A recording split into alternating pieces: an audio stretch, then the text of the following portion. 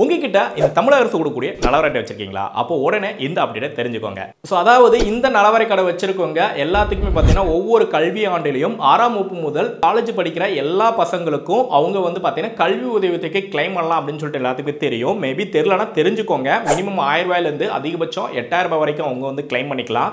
But இது வந்து பார்த்தீங்கன்னா ஒவ்வொரு வருஷமும் கிளைம் பண்ணிக்கிட்டே இருந்தாங்க. போன வருஷம் கிளைம் பண்ணுறதுக்கான கடைசி நாள் பார்த்தீங்கன்னா May 31 இருந்துச்சு. பட் May 31 வந்து நிறைய பேரால் கிளைம் பண்ண முடியல. இதுக்கு காரணம் என்னன்னா April 10 இருந்து May 23 வரைக்குமே வந்து பார்த்தீங்கன்னா சர்வர் ப்ராப்ளம் காரணத்துக்குனால நிறைய பேரால் அப்ளை பண்ண முடியல.